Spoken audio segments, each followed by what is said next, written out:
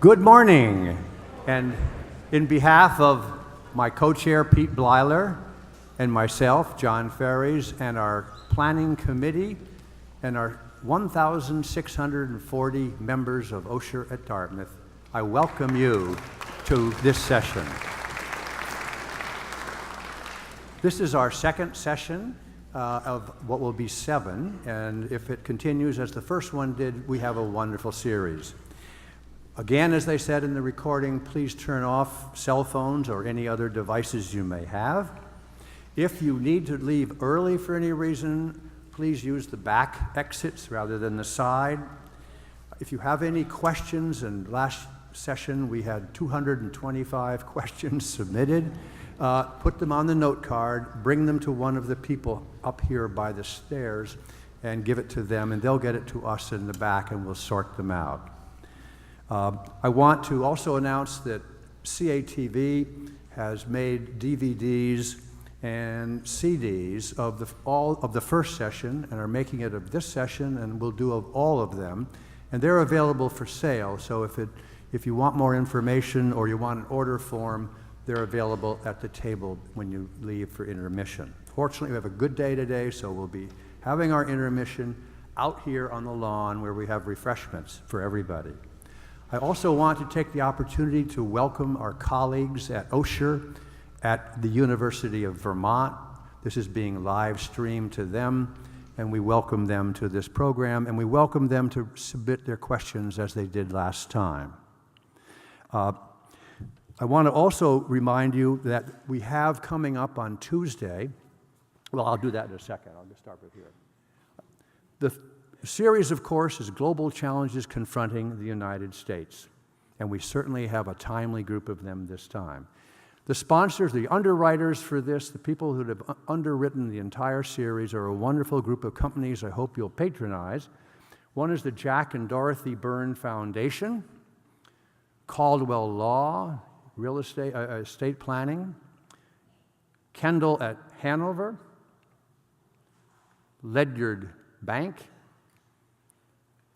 and Wells Fargo Advisors. And we have a sponsor for this particular session for the first time, and we welcome them, Goss Logan Insurance. I mentioned that on Tuesday night, thank you, sponsor. On Tuesday night, we have another documentary film. 260 of you watched the one last Tuesday, and it was a really terrific film.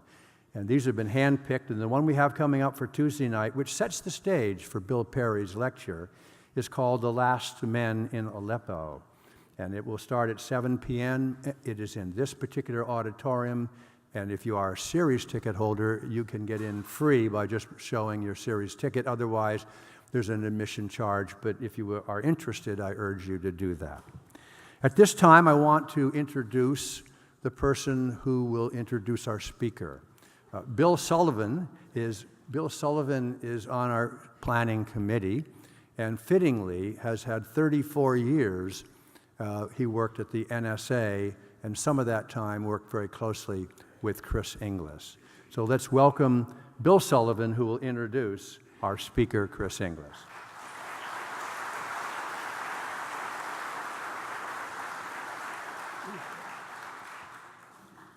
Wow, what an audience. It's a particular pleasure for me to be able to introduce today's speaker, and there he is, Chris Inglis, who's the former Deputy Director of the National Security Agency, the Chief of Operations of that agency. And my professional career with Chris goes way back to 1992 when we first met, and I'll talk a little bit about that in a moment. One word that continuously is used in describing Chris Inglis's career is distinguished. Chris is a distinguished Eagle Scout to start with, a distinguished graduate of the Air Force Academy, a distinguished Guggenheim Fellow graduate student at Columbia University, a distinguished outstanding graduate of the Air College, and the distinguished visiting professor of cybersecurity at the U.S. Naval Academy. I could list a few more, but I'm sure you get the idea. Following graduation from the Air Force Academy, Chris became a pilot instructor in jet aircraft and also became certified as a command pilot in 7 different aircraft, including heavy transports. After serving 7 years of active duty in the Air Force, Chris joined the Maryland Air National Guard and became serving as a commander in the flight, squadron, group, and joint forces levels. He retired from the Maryland Air National Guard in 2006, having achieved the rank of Brigadier General and being the Chief of Staff of that organization.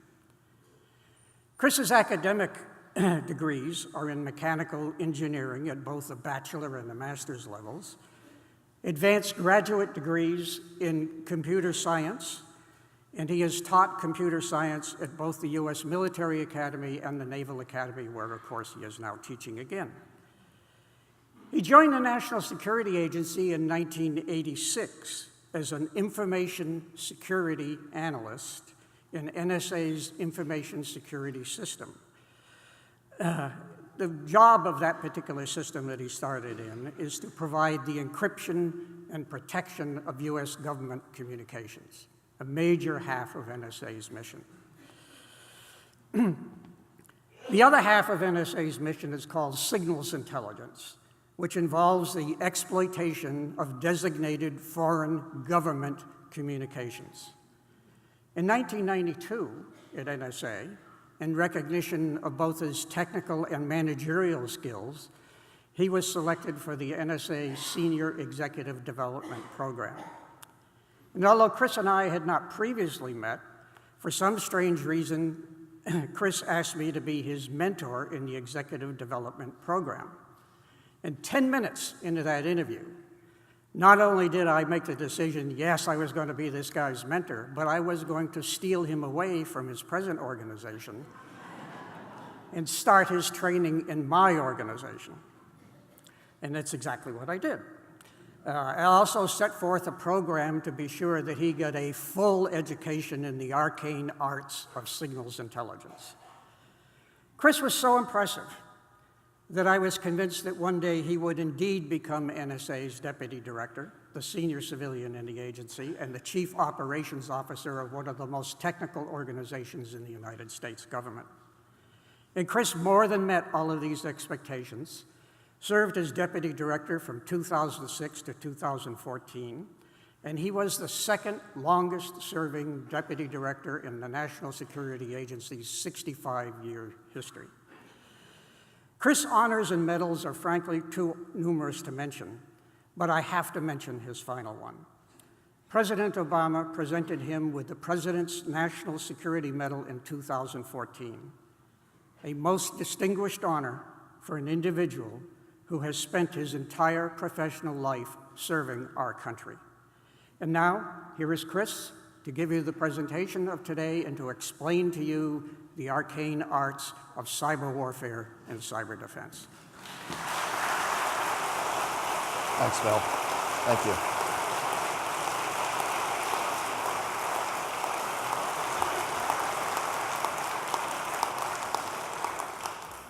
It's at moments like this you wish your children to hear that they're paying attention. Right, so no pressure.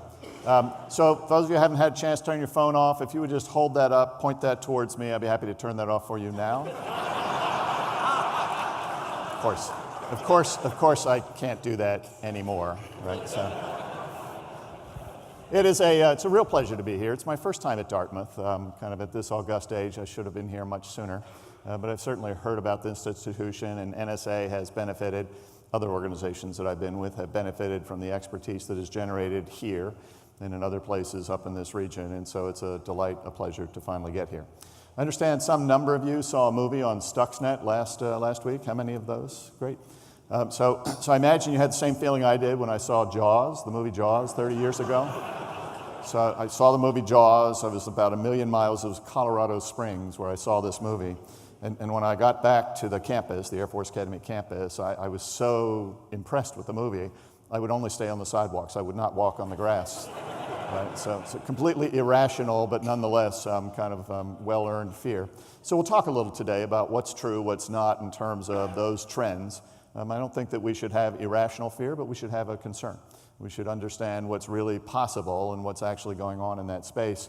And that's my job, I think, for the first 50 minutes or so, is to perhaps lay some of that out. In so doing, what I'm going to try to do is to describe a little bit about the nature of the space, what I call cyberspace. That deserves an explanation as to what is cyberspace. But I'll lay that out, talk a little bit about the nature of it. I'll lay something out about the nature of the actions that are taking place in that space and why we care, what things are at risk in that space. And I will suggest, at least at a strategy level, the things that we should be doing in that space, whether as individuals, organizations, private sector, public sector, governments, plural. There are some things that are well-worn traditions and protocols in our other domains of interest, whether that's in diplomacy or in the traditional land, air, sea, that we can drag into this space, but we'll find that cyberspace is unique in some ways, and we have to actually undertake some new thinking. And so I'll try to lay all that out, hopefully as a basis for a rich dialogue, whether it's out there on the lawn or back in here under the glare of the Klieg lights. If you'll permit me, I'd like to start with a joke. I know that's just terrible bad form, but I was trained by the Air Force. I have PowerPoint slides and jokes. So as Bill indicated in the introduction, I was an Air Force pilot for quite some time. I was pleased to be able to fly something generated by the military once a week for the better part of over 26 years, meaning I was happy once. And for a long period of time, I flew this thing called a C-141. Now, those of you not familiar with the kind of aircraft that's flown by the United States Air Force, that was a long time ago. It had technology that dated back to the 1650s. It had a sextant on board. But it was a 4-engine airplane about the size of a Boeing 707, and it was the workhorse, the backbone of the global strategic airlift community. And so we went everywhere. And as anybody who's flown airplanes before knows, is that the most dangerous period of flight is typically either the takeoff or the landing, but the takeoff because you're just ginning up and you really don't have a feel for the airplane. And the most expensive part of the flight is takeoff through the climb up to altitude. And so in this joke, this is an anecdote, a joke, so don't take this too seriously. But in this joke, we take off one day on a transcontinental flight, or I'd say a transoceanic flight. We take off and we kind of push the power up, everything's working fine. You get to that magic moment, we break ground, and now you're struggling, kind of expending all of this energy. The engines are struggling forward to climb up to altitude. That's where most of your energy is expended. You get up to altitude on 4 engines and you're cruising along, and what you're next thinking about is getting to what's called the equal time point. That's the place from which there's no return, right? You do not have the gas, you do not have the energy to make it back, and so whatever happens, you're going forward. And at this moment in time, up at altitude, cruising over the Atlantic, the Azores somewhere out in front of you, passing the equal time point, we lose an engine. Engine fails. For pilots, this is a dirty little secret, for pilots, that's a moment of great and positive excitement because you have something to do, all right? So you go through all the drill necessary to shut the engine down and to render it harmless, safe, kind of separated from all the other systems on the airplane. And then you have to actually account for the fact that you've lost this energy, so you have to reduce the power. It sounds paradoxical, but you reduce the power, you want to go a little bit slower to achieve a more optimal flight profile and go down to a lower altitude because you don't have the power necessary to sustain that. And so in the vernacular of the moment, you then announce to passengers and crew, lost an engine, not a problem. We have 4 engines so that we can fly on 3. We'll be a little bit lower, a little bit slower, but we'll make it just fine. Now, as this story goes, they then subsequently lose a 2nd engine. Pilots excited, perhaps not positively excited. This might be a trend. But he goes through the same drill and he announces to passengers and crew, that's why we have 4 engines. We can fly on 2 because we're already up at altitude. We've expended most of our energy. We'll be a little bit lower, a little bit slower, but we'll make it. You can tell where the story's going. They lose a 3rd engine, right? So the pilot, now, he's not excited at all at this moment in time. He's very concerned, right? He's now kind of, gripping the reality. But he goes through the drill and he says, we're going to be a little bit lower, a little bit slower, and we're probably now looking for a destination short of the one we'd intended. But he announces to the crew, we'll be fine. We've got 4 engines because we can make it on 1 since we're already up at altitude, but we'll be a little bit lower, a little bit slower. At this point, one of the passengers looks at another passenger and says, well, hope we don't lose the last engine because if we do, we'll be up here all day. So now I tell that story because all of you knew the wisdom of that observation is that, the person seeing what happens when you lose 1 or 2 or 3, this is the logical knock-on sequence, right? Now, when we look at cyberspace, we have a similar, problem. We're seeing what's happening at the surface level. We think we therefore can extrapolate that into what that means. And unless you actually rip the cover off that box and understand what's happening underneath, you might be misled about what perhaps the safeties or the risks, the challenges, or the opportunities in that space might be. Which is why I think we need to go a little bit more deeply than you might otherwise want to about what the true nature of cyberspace is. I teach at the United States Naval Academy. The kids that show up there are just as nobly intended, just as bright, just as full of potential as the ones that show up at Dartmouth and other colleges that are on this link. But as opposed to our expectations that they are digital natives, having been raised in the midst of this stuff, they're not. They're app natives, right? They really don't know how the systems work because we've made it such that they don't need to. Apple, Google, others have succeeded beyond their wildest dreams, making these systems so intuitive that you simply kind of touch the screen in a way that makes sense to you as a human being, and the screen performs. The software underneath does what it's supposed to do. Or you stuff data, your dear secrets, into this system, and you assume that it's being protected. The system doesn't often unpleasantly surprise you, so that assumption kind of is extrapolated into perhaps grander assumptions about the safety security of critical systems, those that generate water, those that generate distributed electricity, and so on and so forth. And so we find at the U.S. Naval Academy we need to step back and say, first and foremost, we need to tell you a little bit about what's really happening underfoot. When you kind of see a glossy, what we used to call a table magazine, sort of a coffee book, coffee table book, and you see this glossy picture on the front, and you wipe the face of that, and it doesn't go immediately to the second page. It's not broken, right? So it turns out that the technology underneath, actually has a function, and there's some depth of that function, and if you understand that, you'll understand the consequences of that. So if you'll permit me, I'd like to walk you through some of that. Because my assessment, and I'm now in the private sector doing some work there, I do a lot of defense work. I still, on a pro bono basis, do defense science board studies, things of that sort, teach at the Naval Academy, and looking across the expanse of the private and public sector, in the realm of cyberspace, again, I've not yet defined what that is, so I will, but in the realm of cyberspace, my sense is there are some really well-framed, well-formed best practices.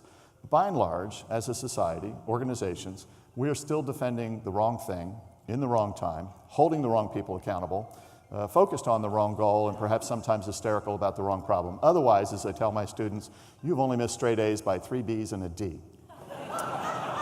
I will explain through the rest of the talk why I think this is true, and why, therefore, we're not necessarily focused on the right goals, holding the right people accountable, and what I think I mean by we need to focus on perhaps a different objective and essentially collaborate and integrate in a different way. But let's first go through some history. People think that anybody know what this is? It's an Enigma machine, right? Anybody seen the Imitation Game? It's a fantastic movie. Not enough American accents in the movie for my liking, but all the same, a pretty good movie and a pretty true telling of the story. So this, of course, is a box, a device that tries to, in an electromechanical form, replicate some mathematics that would take a message in plain form, scramble that so that you can send that across a shortwave radio link, and then on the other end of that, telegrapher does that work in between. On the other end of that, using the same box, set up the same way, you could recover the message. You could take the scrambled message and recover whatever is underneath that. Now, this was built and operated by the German Wehrmacht, right? You can tell that this is a German army machine because it's got 3 rotors in there. If it had 4 rotors in there, it would be a German Navy machine. But this, at the height of World War II, was communicating all manner of things around the Axis powers to essentially command ships at sea to show up in certain places, submarines to show up in certain places, armies to undertake certain maneuvers. And this, in my view, was the earliest instance that I'm familiar with of the true nature of the cyber war. Because the Germans, and on the other side of the planet, the Japanese, assumed that this system was safe because they had absolute high confidence in the technology underneath this. Of course, the system wasn't safe, as history will recall, because we actually broke the system, not the box. Because if you see the movie, you realize about a third of the way through the movie that Alan Turing, the hero of the movie, is pulling his hair out, says the box is actually pretty good. It's not perfect, but it's actually so good. The math in it is so good. The box is electromechanically so well designed that we can't break the box. But they came to the conclusion that we just might break them. We just might, in a brain-on-brain game, outwit the Germans. We might outwit the Japanese, the Axis powers, in their use of this, their assumptions of how it works, perhaps the mistakes that they might make. We might catch them in those.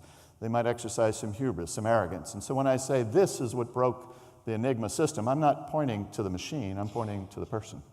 She and people like her, that's what broke the German Enigma system.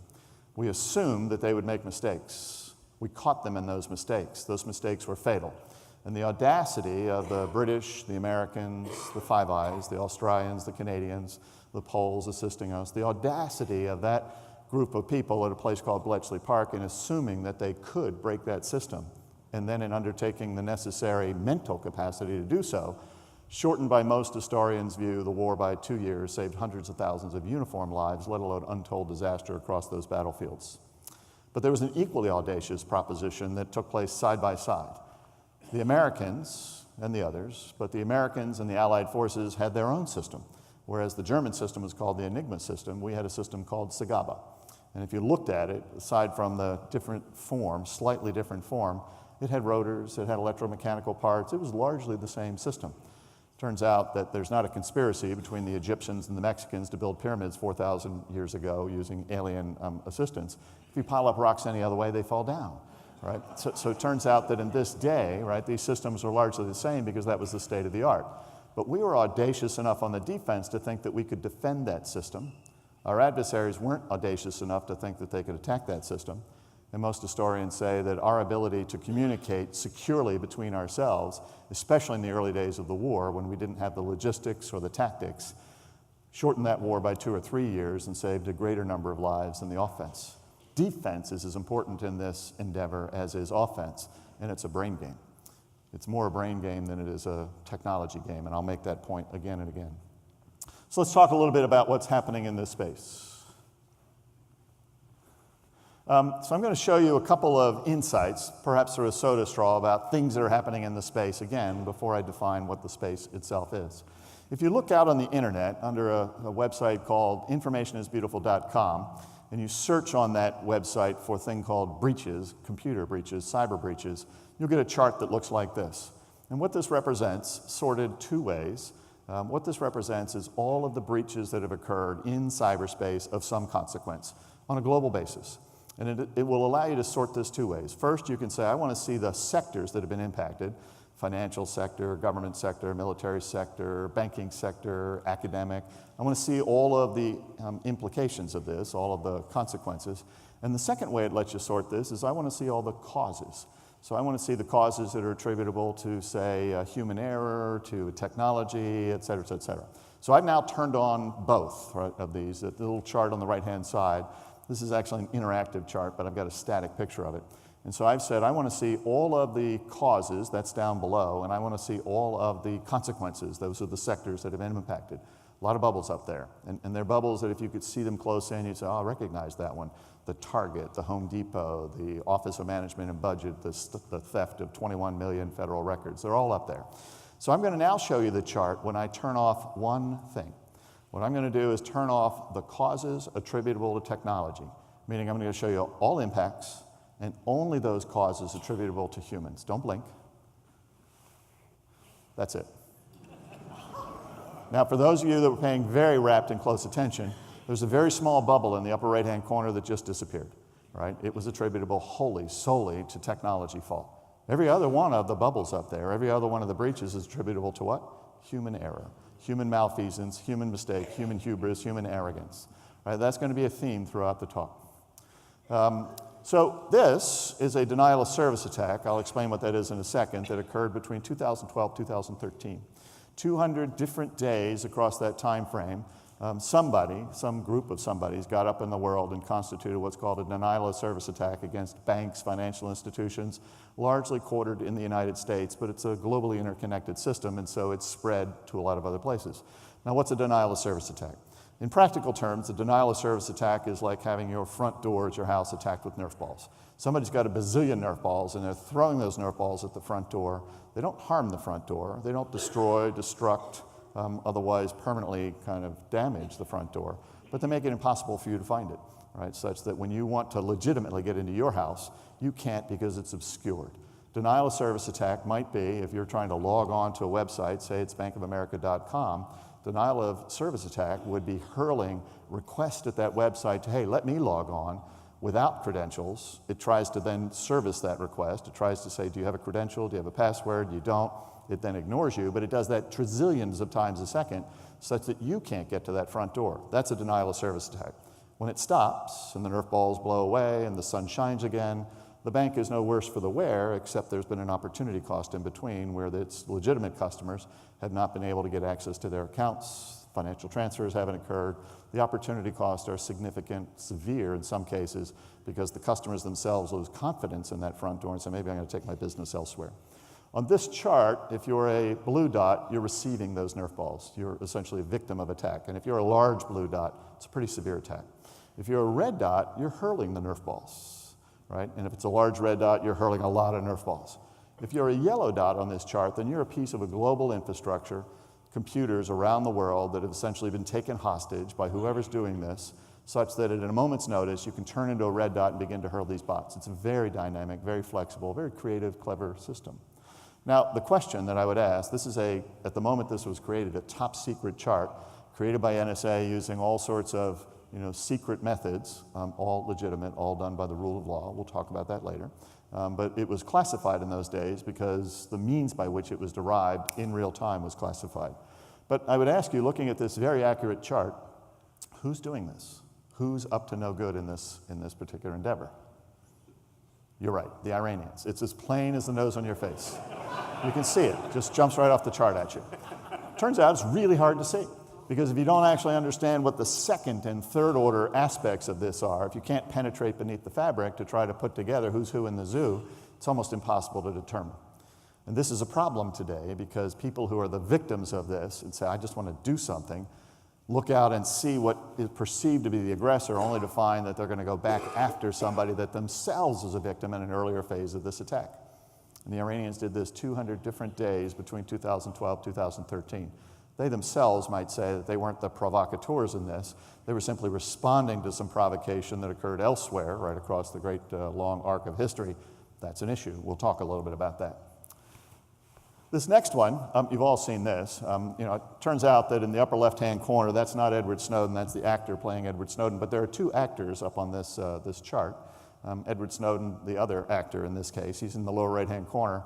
I mention this not to actually challenge the ideological premise. We can talk about that in the Q&A if you want, but rather to say that there are many kinds of threats in this world. There are the kinds of threats that were indicated by those breaches where aggressors are actually stealing your data, perhaps holding your data at risk, the ransomware attacks encrypting your data so you can't get access to it, destruction, theft, denial. There's the second kind, which is the Nerf balls of the world, which is essentially trying to disrupt it for some period of time. And then there are people who have extraordinary insider privilege who abuse those privileges for whatever reason. Might be ideological, might just be because they're just having a bad day. But all of these constitutes threats to your otherwise good use of the system. Your expectations the system's going to be there for your benefit is disrupted, perhaps challenged by the existence of all of these. So let's back up, if those in fact are some representation of the threats, to say, why do we care about this space? What's actually in this space in the first place? Why does this matter to us? I'm going to do that two ways. One, I'm going to tell you a little bit about the tangible aspects, tangible components of the space. Most of this won't surprise you, but perhaps I'll tease out some things that might be kind of consequences of the way the space is built that do surprise you. That's my job. And then secondly, I'll talk a little bit about the things that are happening alongside that exacerbate or compound this. So when I joined NSA in 1985, somebody had said, what is the internet? I would have said, I have no earthly idea. But after a long kind of series of perhaps Socratic questions, somebody got me to say, what is it today? In 1985, this was it. In 1985, there was a telecommunications system, largely of a manual nature, such that there were links that would connect devices around the world, and using either a telephone that you in those days dialed, or a fax machine that you could in those days begin to punch buttons on, or a telegraphy unit that you could send things across shortwave radio link, you could cause communications to flow from one point to another. Largely manual affair, meaning the human being had to take some tangible, discrete action in order to get that communication to flow. So that's property one. Largely humans are in charge, still in charge. Thing two is that it was a very transient thing. Communications didn't live in this space, they simply transited this space. Right? They simply, from point A to point B, would make their way across. If you wanted to hold those communications at risk, your NSA in World War II trying to hold the Wehrmacht at risk, that was your moment in time. You needed to catch it while it was going from A to B. If you didn't, game was over. Right? If you were defending that communication, you only needed to defend it between points A and B. But the third thing, the third characteristic, is the thing that's been remarkable in terms of the consequences ever since, which is that because that was only in that space from point A to point B, it wasn't permanently retained by that space, and therefore there was no permanent kind of instantiation of that thing, that communication in that space, and therefore we were not tempted to have that be the only representation of the material value it represented. Let me be clear about that.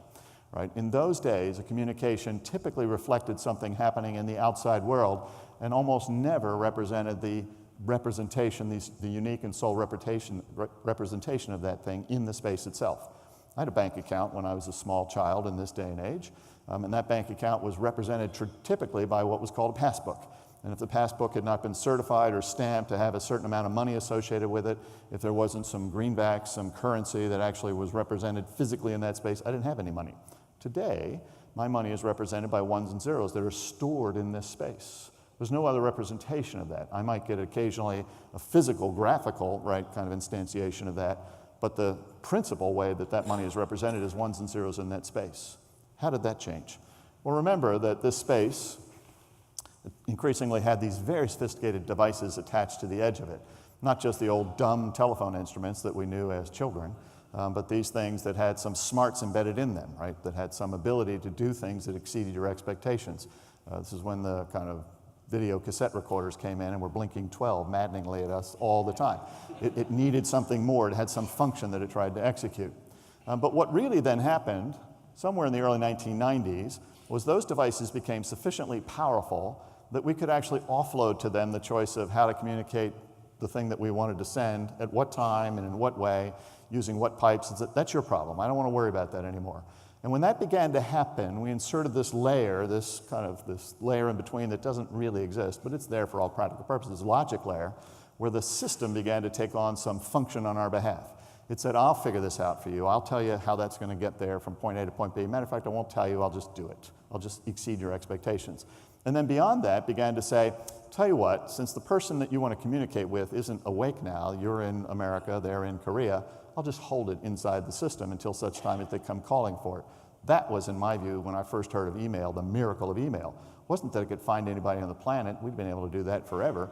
It was that it would retain this stuff inside of itself, wherever the devil that was, and essentially would wait for you. We began to store stuff in the space. That's when we were tempted then to say, well, darn, if this is a great repository, why do I have another version of this thing in the outside world? I'll just store it in the cyberspace. And so cyberspace took on a fundamentally different character, despite the fact that it was once a telecommunications domain where, hey, if somebody steals my communication, I still have the stuff. Now the stuff is only in cyberspace. But here's the real deal, which is all of that was being developed in a context that had bookends of people on the one side. That's the whole point of domains of interest on the planet Earth. People on the one side who have inherent characteristics, either aspirations or rights, inalienable rights in our society. And on the other end, geography. Why is geography important? Not just because of its physical reality of how things get from one place to another on the planet Earth, but geography is typically where we define jurisdictions. We come up with rule sets. We apply those rule sets. And these two bookends have some expectations based on our prior experience about what happens in the middle. But these bookends, if we extend them kind of absolutely into this space, will break our heart. There are, at this moment in time, I think, probably 3.6 billion people making use of the internet. Not literally at this moment in time, but on a daily basis, 3.6 billion people or so. That's a pretty healthy proportion of the world's population. But at this moment in time, there are about 4 or 5 billion persona in cyberspace. What's a persona? That's actually something that represents itself as being kind of a thinking, sensing creature. That is something that you might perceive as a human being in that space. But when you actually do the mapping back to an actual person, some of those persona map back to, multiple persona map back to one person. And so the relationship between what you see in cyberspace and what actually exists in the real world is not a one-to-one correspondence, and it's oftentimes a fake relationship. In the world of the dark space, which is an internet that essentially is outside of our typical daily view, but it's 100 times bigger than the visible space, by most estimates, it's only possible to figure out what the true identity is of about 1% of the characters, the persona that are operating in that space. So that's an issue up on that top layer. Bottom layer is even more pernicious. If you ask someone, I ask the midshipmen this all the time, how does a communication in cyberspace get from the east coast of the United States to the west coast of the United States? They all go, I've taken geography, that's an easy question. I'll take that question because the next one now is going to be hard. Turns out this is the trick question. They say that communication leaves the east coast of the United States, proceeds on a westerly heading, a couple of milliseconds later gets to California, 3,000 miles. Next question, please. Turns out cyberspace knows that's not necessarily the right answer. Why? Because cyberspace knows that at this moment in an American day, people are waking up all across the country. Cats are playing piano on YouTube, right? You know, hand over fist. Breitbart and all manner of other news feeds are beginning to kind of populate our bias. And so the pipes are clogged, enormously clogged between here and San Francisco. So it turns out cyberspace says the more intelligent answer might be, let's assume that people have gone to bed in places like Europe, Asia, and such, and those pipes are perhaps less clogged. We'll send that communication east. We'll send it across the Atlantic, Europe, Asia, and we'll get it to San Francisco. Maybe not as fast as it would on a clean line, but faster than if it has to contend with the clogged lines. And so that's what it does. Now, if that communication is an order from Washington, D.C. to some submarine base in Oregon to essentially deploy 4 submarines out to monitor the east coast of North Korea, and you assume that because it's traversed, right, those 2 points inside the United States, that it's safe, that it's inside your garrison, it's inside a sanctuary, you might be surprised to find out that all manner of people have been able to look at that communication as it races underfoot around the world, and so on and so forth. All sorts of consequences derived from not understanding how that really works. Put all these things together and you get the true nature of cyberspace, and I don't mean to complicate the affair, but to say that most solutions that people bring to bear in cyberspace talk about one of these layers. They say, well, let's solve the people issue, or let's solve the device issue, let's solve the link issue, as opposed to solving all of these. This is a vertical space. A person connected to many devices who makes use of that autonomous logic layer, connected to the links, who actually has some place in the world, some jurisdictions that then pertain. That's what actually is happening in any particular engagement in cyberspace. And unless you think about all of those at once, atomically bound another, you're destined to fail. Now, I'll simplify that a bit. So I'm going to bottom line say that I think cyberspace is essentially the meld, the atomic binding of technology and people and what I might call procedure, the things that essentially kind of are the expected activities between the two.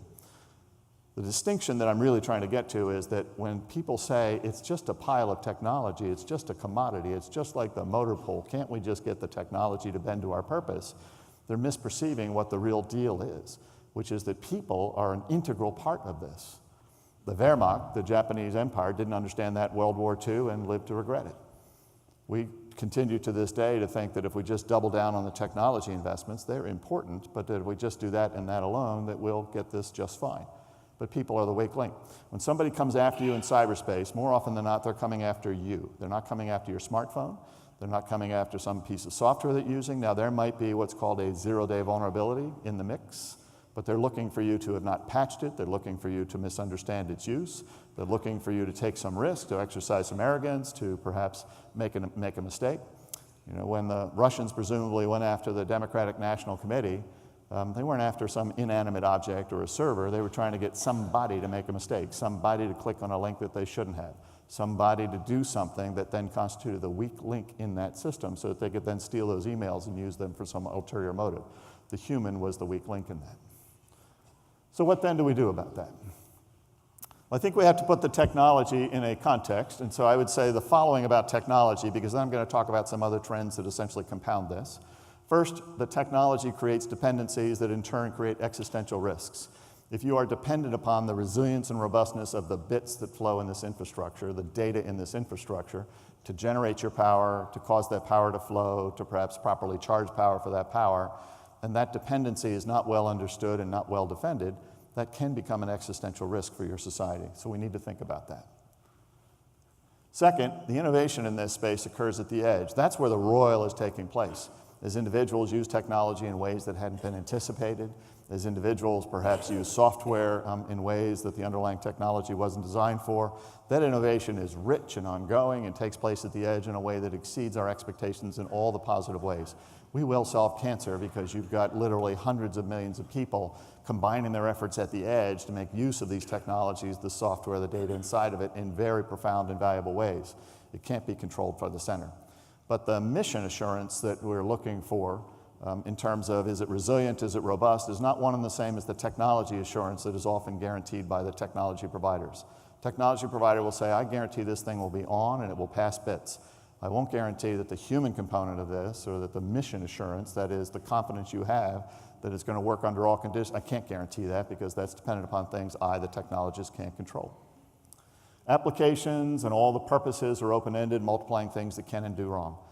Most computers that we have, even your cell phone increasingly, are what's called general purpose computing devices, meaning that you can put just about any kind of an app on it to do something new and different that you might not have thought about last week. It's open-ended in terms of its purpose. There are embedded processors that are kind of idiot savants. They might live in your refrigerator, and all they do is they turn the the compressor on at a given temperature or the given condition, and therefore have very limited function. It's hard to make them go wrong, unless, of course, we start to consider computers, we start to think of refrigerators and stoves and dishwashers as general purpose computers, and perhaps begin to work software there and have them do things that exceed our expectations. That open-ended nature makes it such that that makes it more complicated in ways that aren't helpful. And here's the bottom line: adversaries are ever present. I tell my kids at the Naval Academy, I say, this is not Y2K repeated. Now, they all look at me and say, what is Y2K? So it's a good question. Most of us in the audience probably remember Y2K. That was that moment in time when we'd created a whole bunch of software in the 1960s. And remember, the 1960s, the processors weren't that big, the software was very cumbersome and not terribly overperforming. And so when we came to actually encode the year for a particular application, we said numbers, spaces inside this are very expensive. So as opposed to putting in 1954, a great year, by the way, as opposed to putting in 1954, let's just say 54. We all know that's 1954. We'll save two bits in this, actually many more bits, 2 characters in this, and we'll be the better for it. And we said, and if the year 2000 ever comes, oh my God, that will never come, right? But if the year 2000 ever comes, we will have replaced this technology with one after another, not realizing it's just a continuous development of the same technology base. And so now the year 2000 is hoving into view, and we're thinking we might wake up one day and all the computers will say, it's not the year 2000, it's the year 1900. Computers didn't exist, we should all just turn off and go to sleep. And all of our critical processes stop. And so we fixed that. We worked our tails off for the better part of 5 years before the year 2000 to fix that, and it became a non-event. Right? Now, that's not what's going on today. That was a technology issue. It was one of our own creation, and there weren't people actively kind of interfering with our attempt to fix it. This is different. Right? This is not just a technology issue. I've already made the case that this is a human issue, and there are adversaries who are actively conspiring to interdict our efforts to fix this thing.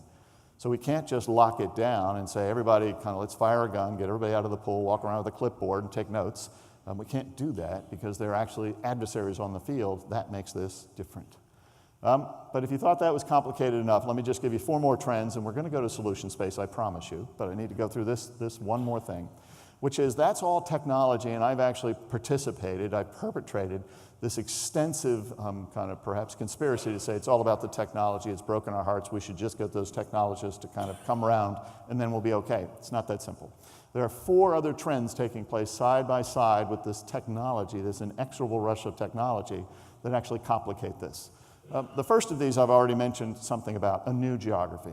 That we increasingly don't think about our opportunities and we don't exercise those opportunities using traditional geography, physical geography. We think about that increasingly using internet geography, virtual geography. I've already told you about the assumption you might make about how communication flows. That's not necessarily how cyberspace thinks of it. But think of Uber, think of Airbnb, think of Lyft, think of all those companies who at the end of a year have no physical inventory. How do they think about their markets? How do they think about the business that they're in?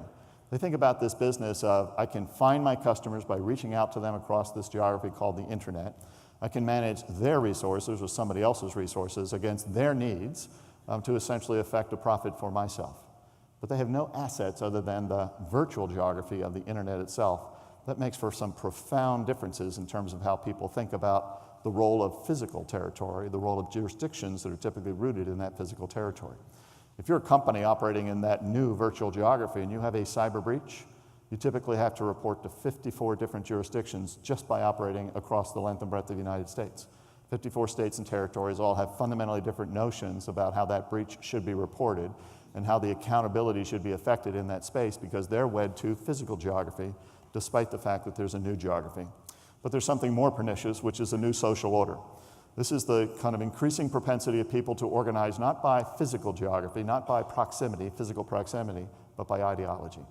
Now, when I was a kid, my mother said I was big boned, meaning that I was, about the same weight, but 12 inches shorter. My friends would have said fat and dumpy. And I lived for great stretches of time in dark spaces in the basement. And I had two opportunities kind of staring me in the face. One was to spend the rest of my natural life down there, essentially just kind of, increasingly in a fetal crouch. Or I could physically get up out of the basement. I could go join the Boy Scouts. I could go to the schoolyard. I could approximate myself physically, right, to opportunities in the world, make friends or not, and essentially see my way through the rest of life.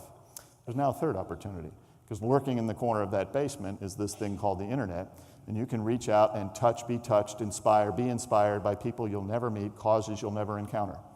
We have a great concern in the United States, as they do in Europe, about this thing called lone wolf terrorist, which is that somebody born and raised in a particular society, who we think for all the world, he's one of us, she's one of us, right? So they were born in Birmingham. How could they feel anything other than, they have this British kind of identity, who one day gets up and goes out and commits murder and mayhem against their citizens.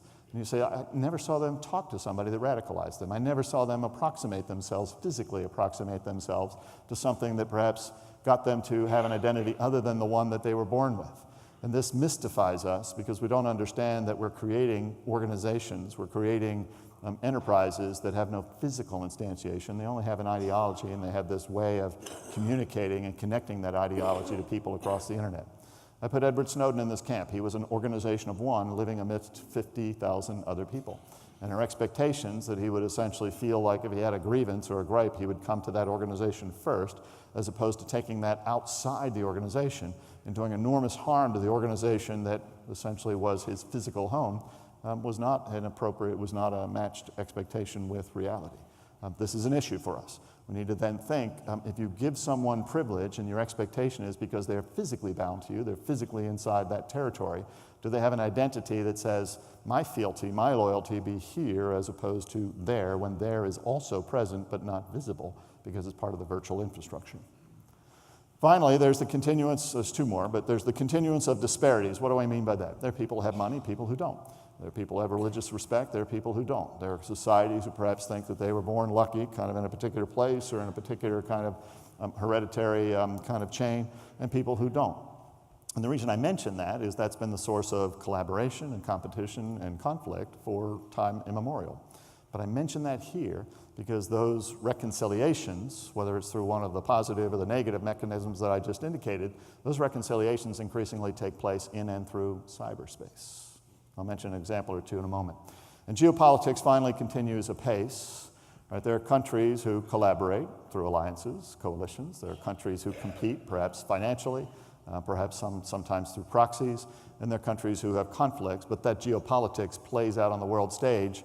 And increasingly, all of those are taking place in and through cyberspace. Why does Iran attack U.S. financial infrastructure 200 times, 2012, 2013? Possibly because they perceive a disparity of respect, possibly because they're trying to reconcile a grievance they think that was imposed upon them, possibly because there's some geopolitical play playing out, but mostly because cyberspace is for them the most efficient, effective way to reconcile that grievance. Why does North Korea attack Sony Pictures in and through cyberspace? Possibly for each of those last 2 points, but so on and so forth. Increasingly, we're seeing this reconciliation take place in cyberspace. So the great news is that cyberspace is increasingly a tool for productivity and transformation. We see it everywhere you look, whether that's predicting weather, curing cancer, the sorts of things that give rise to the Arab Spring in 2011, where people who never met each other, didn't essentially kind of exercise physical geography, but had a common ideology, all of a sudden one day come out of their basements and out of their various quarters to the Tahrir Square and essentially rally for this thing that, from at least our perspective, we say is a great unbridled good.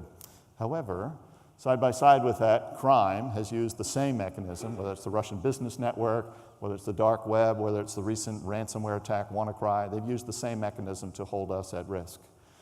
Ideology, you can kind of look at Chelsea Manning, what she did. You can look at the Arab Spring, very positive.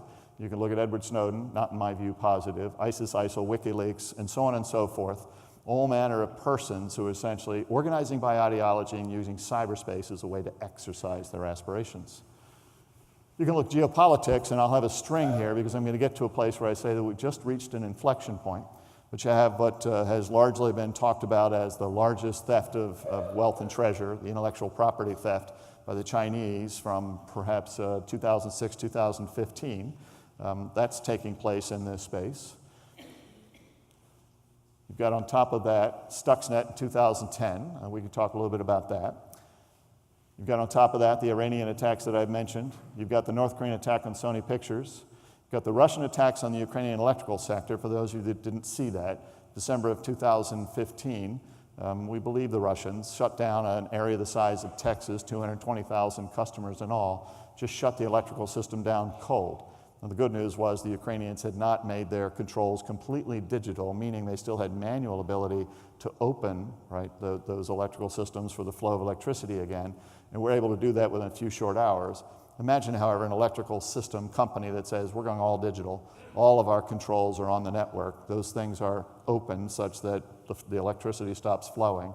They're then destroyed such that you can't reach onto that network and actually close those breakers again. And they have a denial of service attack. Russians did all three of those things, a denial of service attack such that the responders can't respond. Imagine that happens in a place like the United States where we have no backstop, we have no manual procedures to essentially get back at that again. That's a big deal. But the last thing I put on this list, I put here because I think that we've just hit an inflection point, which is Russian information war on the West in the year 2016. And in particular, an information war prosecuted against us. I think it's different in kind, and let me explain why on the following chart. I'm going to talk about information war, talk about cyber war as two different things. I'm therefore going to talk about this at three levels. At the first level, what you might say is a foundational level, most computer scientists, most theorists, political theorists, have been thinking their way through this for the better part of 15, 20 years. They say, look, at an infrastructure level, when we look down and we see underneath of us these pathways, these devices, and we see people making use of them, we are clearly cognizant of the fact that people want to steal that data. That's called computer network exploitation. They might want to disrupt or destroy that data. That can be called computer network attack, but we've been watching that for 15, 20 years, and sometimes participating in that by using that for our own intelligence and surveillance methods, sometimes participating in that by perhaps using that as another instrument of national power. But we're clearly aware of that. But what really makes that important is that actually then is directly supporting a struggle, a competition, or a conflict that's happening as a matter of abstraction at a level higher than that. It's really not about the bits, it's not about the data, it's not about the infrastructure, it's about those things that depend upon it. Why do the Iranians kind of do the denial of service attack on the infrastructure? Not for its own sake, because they want to shut down the bank. It's about the financial system, not about the bits, not about the infrastructure. That level of abstraction is really important, and it's direct. The flow of electricity, the flow of water, the generation of nuclear power, voting systems depend upon those bits, depend upon that infrastructure. That's a second level, a really important abstraction of the first level. And we need to get our head up and think about that level as we're actually thinking about the technology that lives at the first level. But in 2016, we experienced a third level, which is an attack on the confidence of a nation, an attack on the psychology of a nation. And this is not so easily abstracted from those first two levels. You have to actually stand back and really think about this, ponder this for a moment to say, were the Russians in 2016 actually just trying to steal bits from John Podesta? Of course not. They're trying to steal his emails. And was it just about the emails? That it was at that second level of abstraction, was it just about the emails? No, there's something more going on here. Was it that they were trying to change a single vote from yes to no or no to yes? Well, you might think that. But it was actually about something more. It was at this third level. It was actually an attack on the confidence of a nation. It was an attack on us, so that we might then either be distracted or perhaps turn inward and kind of take these fissures that have been bothering us for quite some time and exacerbate those and start an internal discussion that bordered on competition or conflict and create a democracy at war with itself. And if that's the game, then cyber plays a role, but it's not about cyber. It's about this larger, now existential activity. And cyber is implicated in this, but it's not entirely responsible for this. It's really about the human component that's taking advantage of it, not just the technology component that perhaps makes it such that it's possible in the first place. And so my point is that we can talk about the foundations. That's a cyber war. That's a conflict between and amongst bits. We can talk about the strategic leverage you get by that direct abstraction into the critical systems that we depend upon around the world. But the most important thing that's held at bay here, that's held at risk here, is the strategic effect that it has on societies. The Russians didn't need to steal a single vote. They didn't need to succeed in stealing one single vote all across 2016 to create the effect that they've helped create. Now, we were kind of a ready-made target, but they didn't need to do any of that stuff on levels 1 and 2. They simply needed to essentially invest enough effort to achieve the strategic effect that they did at level 3. So let me talk a little bit about two things, and then I'm going to go to solution space, and then I think we'll have something to think about. You can either attack me on the lawn or back in here during questions and answers. But first and foremost is you'll hear from Bill Perry next week. He's an extraordinary speaker. He knows, he has the depth of expertise on so many strategic activities that I think would be more than pleasantly surprised. And one of the things he's particularly good at, he is one of the creators of, is strategic nuclear deterrence, which essentially says that if nuclear weapons are a dominant offensive force, meaning that when you use them, you simply dominate, you essentially obliterate the opposition, then we have to have a strategy for dealing with those. There are some who would say that cyberspace constitutes an opportunity to take all of those hard-won theoretical concepts and bring those into this space. I'm not of that camp, and I don't think he is either. I would say that whereas nuclear weapons are dominant, cyber weapons, the sorts of things that I would tell you about, they're persistent. Right? They essentially persist, but they're not dominant. Right? And there's this interplay between defense and offense that's more like a scrum than it is this overwhelming overmatch of a tsunami wave coming ashore. And therefore, with that kind of caution in hand, I'm going to extract some of the concepts from nuclear deterrence theory to say these things just might help us. And as in traditional deterrence or defense theory, you have to first figure out what it is you're trying to defend. You have a good sense as to what it is you care about, what you hold near and dear, such that you would say, I'm willing to invest some time and energy defending that. Now back to my first slide where I said, we're defending the wrong thing in the wrong time. Many companies, many organizations, many nations have no idea what they're trying to defend. They're trying to defend bits, they're trying to defend links, they're trying to defend devices. That's not at all the case. They're trying to defend the abstraction of that, which might be the critical capabilities, or hopefully more importantly, they're trying to defend their strategic equities. That's the focus, that's got to be the goal. And so you need to first and foremost think, what are my strategic aims, and then map those back down into these bits count, these don't. Right? Some of these things you don't need to defend. Sony Pictures trying to defend some of those emails, if you're familiar with the case, it's a fool's chase. They shouldn't have written those emails in the first place. Right? Those things were just shameful. Not that any of us haven't thought about writing emails like that, but the fact that you did and then you're trying to defend them, it's a fool's chase. So the foundation is always define, declare your priorities. That has two beneficial effects. It motivates your own efforts. You kind of spend those in a priority-wise, efficient fashion. And it also declares to those that you would perhaps send notice to, hey, I care about this, and you're on notice. If you hold this at risk, I'm going to care about this. I'm going to come after you. If you make no statement whatsoever, then you confuse at best your adversary. They're like, hey, you don't care. The Chinese might say to us, you put all of this critical information on your unclassified networks? I thought you wanted me to have it. I took a copy, I left the original, trust me. Right? The original blueprints are all still there, we're good, right? These copies are free. That's nonsense, but we never declared that in the first place. Building on top of that, however, we have to actually make sure that the architecture is in fact defensible, that it's resilient.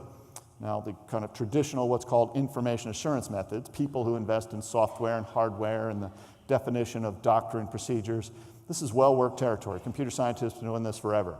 Make a defensible architecture. But it turns out that's not enough.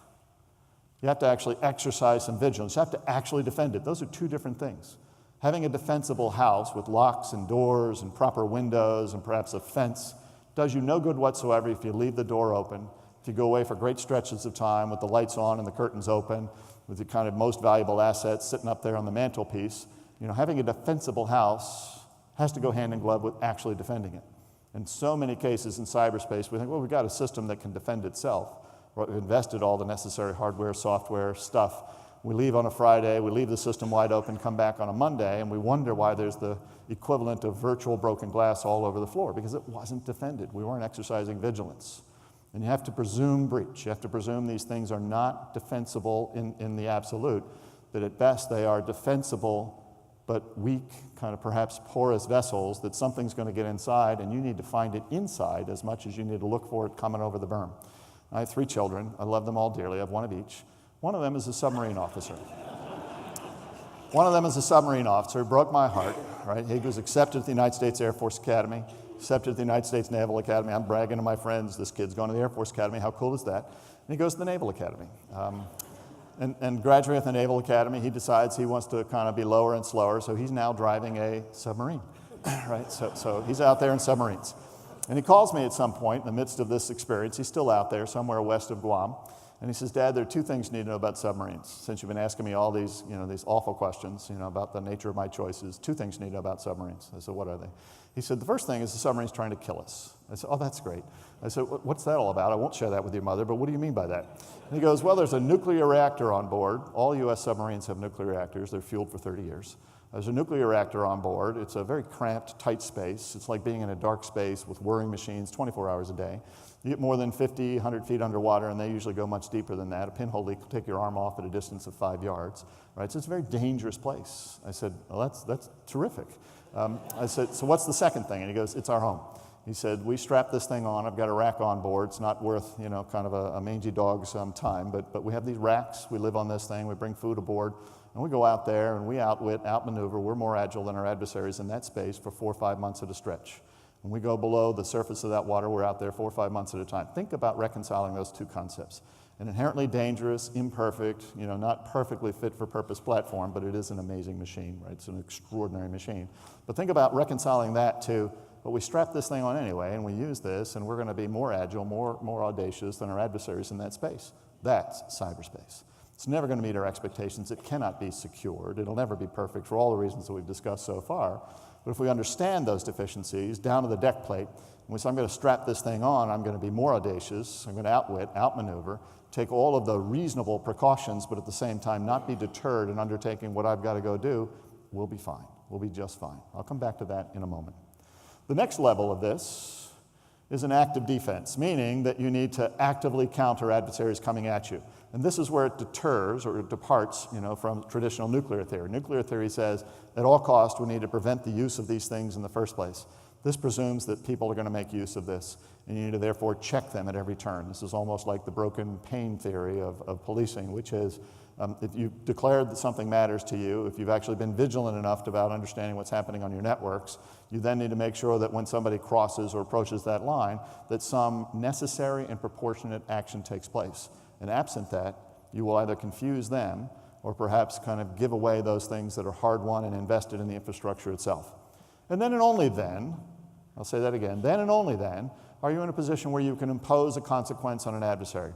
Now, I'm co-leading a study at this moment in time for the Defense Department trying to figure out how do we impose consequences on adversaries in and through cyberspace, right? That's a necessary thing, I think, to have in your arsenal. But in this space, as much as in all others, that must be a consequence, an extension of the defense, as opposed to the first thing you do.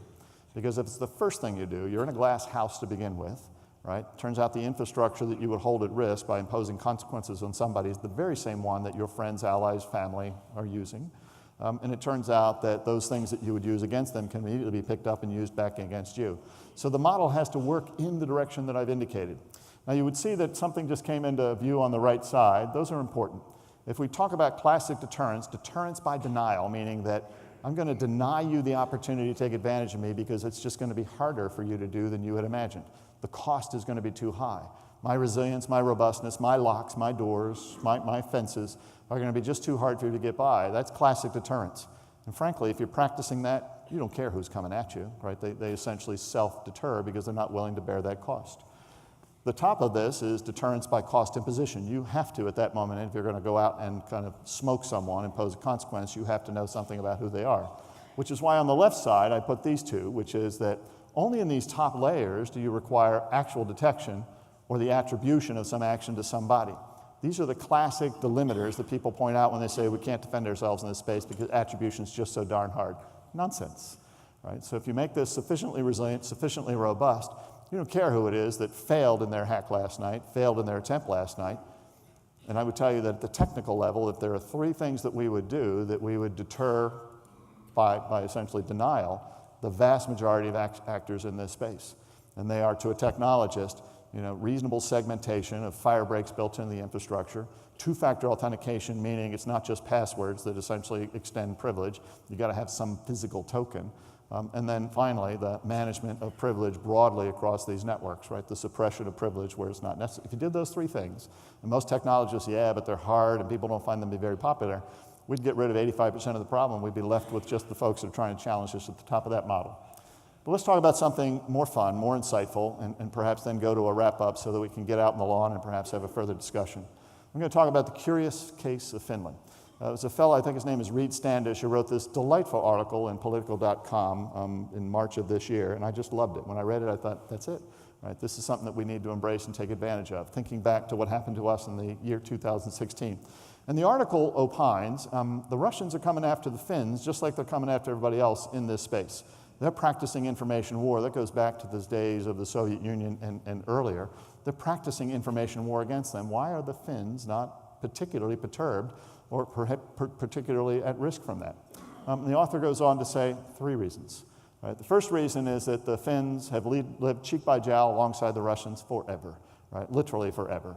Right? And so they are well practiced discriminating as to what is a Russian and what isn't.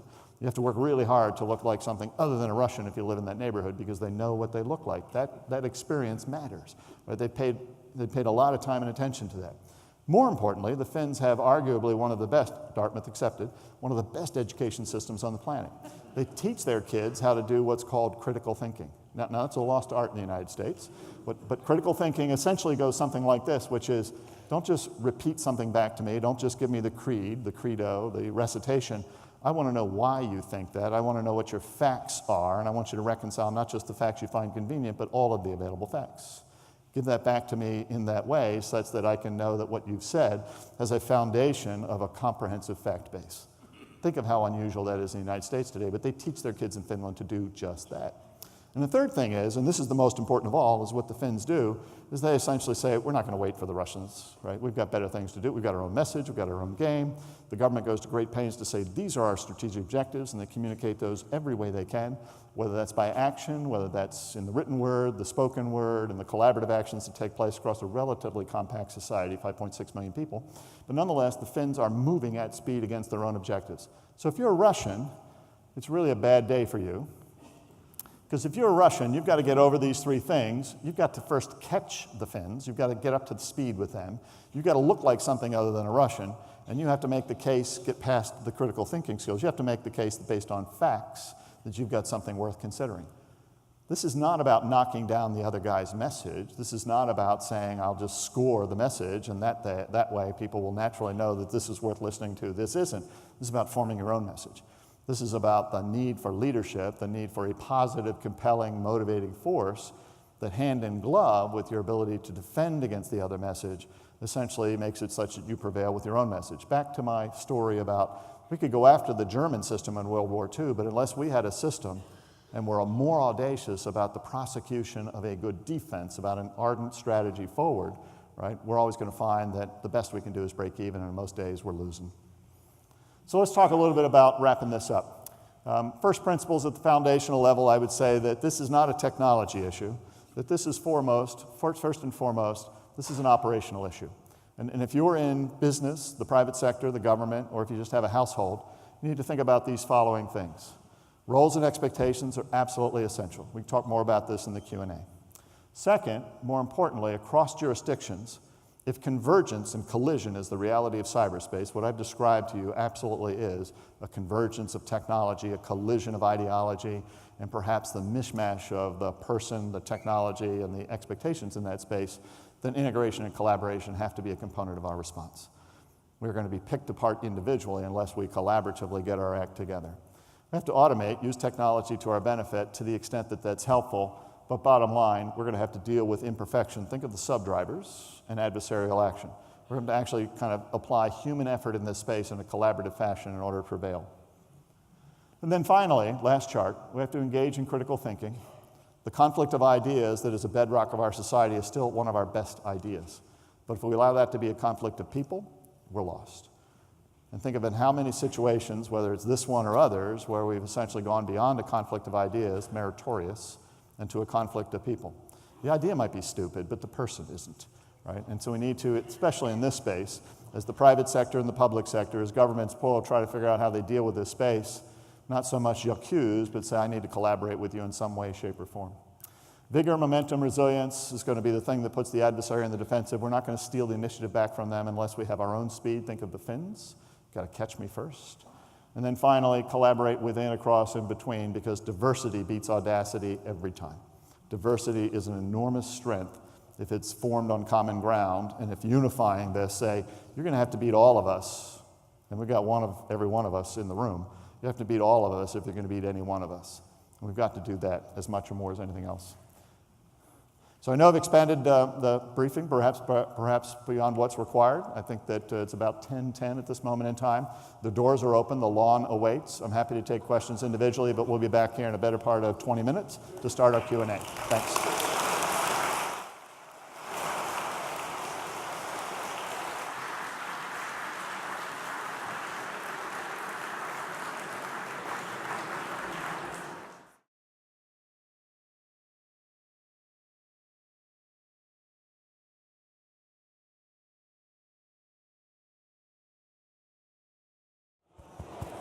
Hey, we're going to start with the Q&A. I'd appreciate it if we can get everybody seated.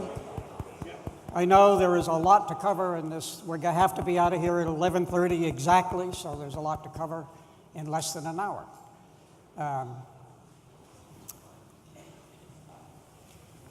First question that I'm going to have Chris deal with is one that deals with every single one of us, leaves nobody out.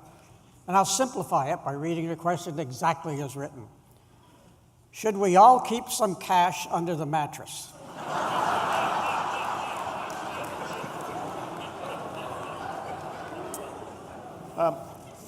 Might be better if you had some tangible assets in the larder.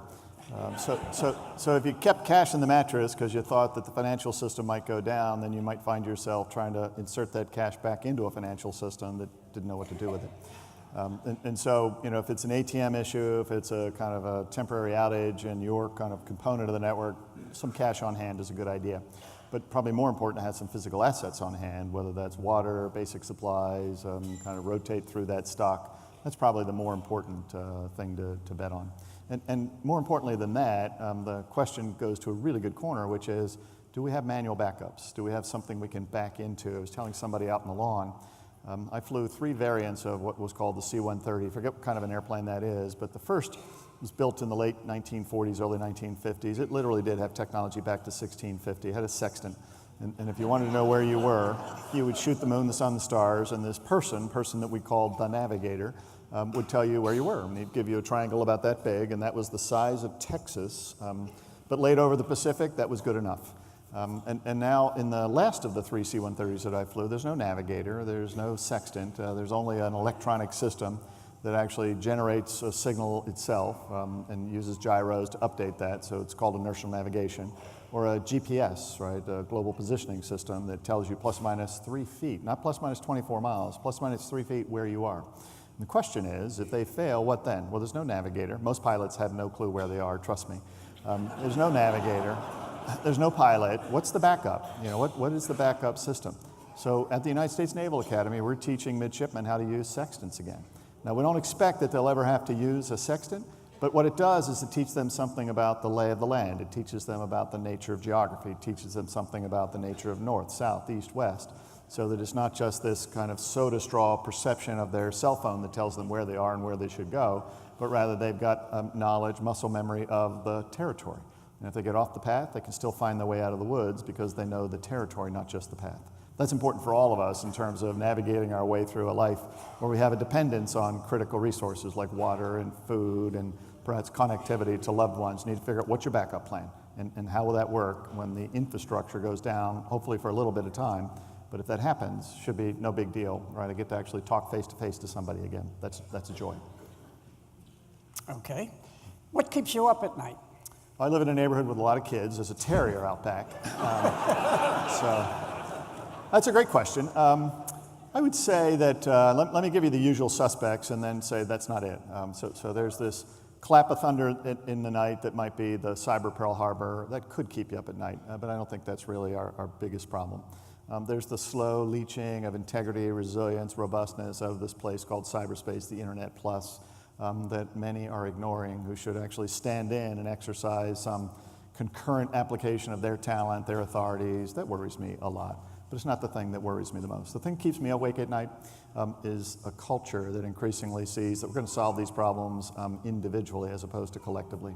right? You know, we are a great society because we're populated from so many different places, so many different perspectives.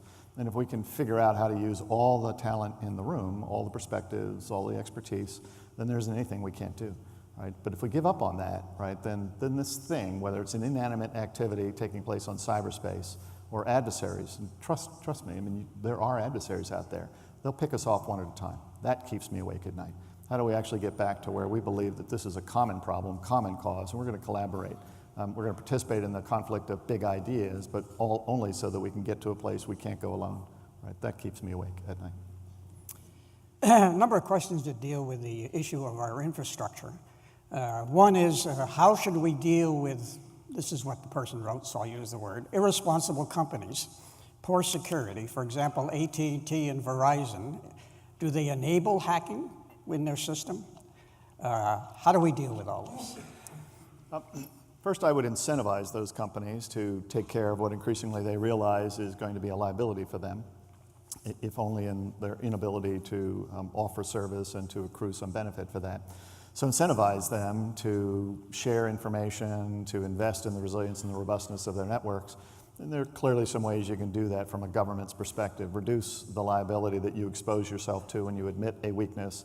And all the tort lawyers in the world, I apologize to the tort lawyers in the room, but all the tort lawyers in the world come off the wall and essentially hold you at risk for liability that frankly is increasingly a shared liability.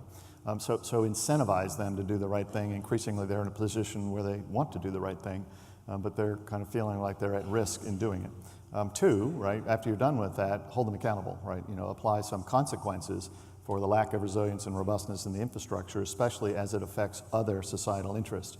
So a company has a fiduciary responsibility. Sarbanes-Oxley essentially has CEOs sign off on that. So they clearly have to worry about that for their own direct stakeholders. But the institutions you've just described actually have a greater effect and increasingly an existential effect on society writ large. There needs to be accountability for that. The government needs to stand in and do its role to help them reduce the liabilities, provide government information, defend against those aggressors that those companies can't themselves defend against, but expect that they're going to play a part in that. What we're trying to set up is not a kind of a singular set of persons who accept the baton one after another, so that at any moment in time we're all kind of folding our arms in the audience watching the person at the mic do what they're supposed to do, but rather set up a symphony where there's this cacophony, this kind of multiplicity of talent, diversity, application of expertise, where we can defend this realm, defend this space. We do that actually reasonably well in the physical world. You know, I locked my car when I left it at the Baltimore airport, not because Baltimore is an unsafe place, but that's my responsibility, that's my deal. I didn't leave an iPad on the hood of the car. I didn't leave the keys in the ignition because it makes it easier to get away. I never forget the keys because they're in the ignition. I didn't do that because I have a role to play. The police are at this moment in time making sure that people are obeying the speed limits and helping stranded motorists out on the streets, right, of this town. There are people over at airports screening passengers that get on the airplane to prevent terrorism from kind of getting into the air. There are harbor masters watching for the arrival of illicit cargo. There are military people who are defending us offshore in places like Afghanistan, Iraq. There's a group out in Colorado looking for a missile out of North Korea. And the deal is they do that work concurrently. If a missile gets fired out of North Korea today, those guys out in Colorado with military resources around the world, guys and gals, they're going to shoot that down. And they're not going to take a referendum before they do it. They're going to shoot it down, right? And all of us need to figure out what's our part in that activity. What do we do shoulder to shoulder concurrently to play our part in that? That's what we're really looking for in cyberspace, not who's in charge, but what do we do, each and every one of us, whether it's individual, organizational, sector-wise, private, public sector, governments plural, in a collaborative, integrated fashion to defend this realm. It's worked in other domains, the physical domain, it can work here. Where do we stand in developing backups to our infrastructure to get them either off the net or make them less vulnerable to the net? We got rid of most of them, in a kind of a goal for efficiency. So there aren't a lot of manual backups. They're coming back into vogue, and that's a good thing. So think about the Ukrainian situation. Let me talk about them first and give them a modest compliment, and then say what's the lesson for us. On December 23rd, 2015, what we believe to be the Russians effected a 3-part attack on the Ukrainian electrical grid, an area the size of Texas. So not all of the Ukraine, but at least 3 sectors that were combining their efforts. First thing they did was they used the digital controls to open circuit breakers to stop the flow of electricity on that system. So all of a sudden, 220,000 subscribers lose their electricity. Second thing they did was to erase the digital controls, destroy the digital controls, so that if you're a network operator and you want to close the breakers, cause the electricity to flow, made it such that you couldn't do that. You couldn't reach on and actually throw those breakers back on again. And the third thing they did was, remember the Nerf ball attack? They did a denial of service attack, such that when people began to call in and say, hey, my electricity's out, they couldn't get through. And the responders, because the communications for the responders to talk to each other was on the same network, the responders couldn't talk to each other. It was brilliant. Each of those components was somewhat mediocre, right? You could stand back and say, well, I could do a better job, but it was brilliant in terms of the confluence of those three things at precisely the moment in time. You know, it's kind of arriving on Christmas Day, right? It's not the same for them as it is for us, but it's the same season. Brilliant. What saved the Ukrainians was that they still had pickup trucks, megaphones, and they had manual breakers installed all over the system such that they could literally use those manual methods to coordinate, to deploy, and to throw a manual breaker back to get the electricity back on. And within 8 hours, most of the subscribers were back online again. So the manual backup saved their bacon. Now, the lessons they've taken is that we need to have a communication system that is what's called out of band. It can't be on the network that might be at risk. It needs to be outside of that. So they're going to have to invest in some pathways to say, how do we communicate with each other when the primary network is down, right? They've invested some further resources in how do we actually have the manual controls in that system. Put the digital controls in because they're efficient and they allow you to do things with a fewer number of people, but have the manual backup. And the third thing they've done is to invest a lot more time and attention in actually defending the network. Because that attack that occurred in December of 2015, it actually had inserted itself. The first kind of insertion was in March of 2015. It had been there building and growing for 9 months as the adversary essentially got a foothold, moved across a poorly defended network through firewalls. Those are like fire breaks, through firewalls that were supposed to prevent that traversal, that lateral transversal from an administrative system into the power generation system or distribution system. It simply wasn't defended. So if they better defend that network, if they had those manual controls, if they had those out-of-band communication kind of abilities, then they'll be more resilient, more robust in the face of an attack. They might just deter an attacker from trying in the first place because they say, hey, it's of no avail because these guys are resilient in the face of that. But if it happens, they'll be much more resilient and robust in the recovery. That's a great lesson for us, and I'm confident that the electrical sector within the United States is going through very similar discussions at this point in time. And they, more than just about any other sector, with the possible exception of the financial sector, feel like it's their liability, that they have a professional responsibility to get that right. That perhaps they, in their zeal to affect efficiency and effectiveness to reduce your electricity rates and perhaps up the performance, in their zeal to do that, they might have gone too far in digitizing that. So they're backing up. So I think that's getting to be a better news story every day. We're not in the best place right now. Have they established a reasonable time frame for accomplishing that backup? Now would be the reasonable time frame. That's hard. So what they're up against, I think the answer is yes, but. Within the means that are available to them, because most of these are they're public utilities, therefore they're expressly controlled by a local political apparatus, and the rates therefore that they can charge in order to acquire the capital investments and make those improvements, they're strictly controlled by the locals. And the locals are not very generous in that regard, and so sometimes you need to make the pitch to the local controlling apparatus, which is there for good purpose, that hey, there's something more that hangs in the balance here. This is not just reducing the liability of the company, but reducing the liability. Remember my three-stage model? This is reducing the liability, the existential properties of the strategic effect, or perhaps what the society depends upon at that middle layer. This isn't just about defending their infrastructure, about defending the electrical sector's infrastructure. We need to do the abstraction. And when I think the local control elements begin to understand that, they're like, okay, we need to perhaps turn the spigot on a little bit. And so when somebody comes to you and says, we're going to have a rate increase, you can't immediately go straight to your congressman or your senator. You need to think, so what is this for? And am I willing to pay that penny per kilowatt or whatever that might be for that greater resilience and robustness? We all have a part to play in this in terms of saying we don't simply allow this, that we're actually going to cry out for this, compel this. You're spending a good deal of your time these days in advising a number of companies on these issues. Are you getting resistance? Are you getting understanding? Are you getting any real understanding of the nature of the problem? The answer is yes. So there's a lot more understanding. I think that there was an inflection point. If you all remember, I think it was about 3 years ago when the target corporation was hacked. And within a fairly short period of time, the CEO lost his job. The board found themselves being sued for their fiduciary responsibility, their liability, because the kind of welfare of the company was at risk. And all of a sudden, this became a pretty serious issue inside of boardrooms. Now, with no cynicism whatsoever, I would just say that's an appropriate realization on their part. Every other board in the country couldn't help but to look over, that hedgerow. Some thinking, well, thank goodness, I'm not that person. Turns out we're all in the same boat. It doesn't matter where the hole in that boat is. We're all in the same boat.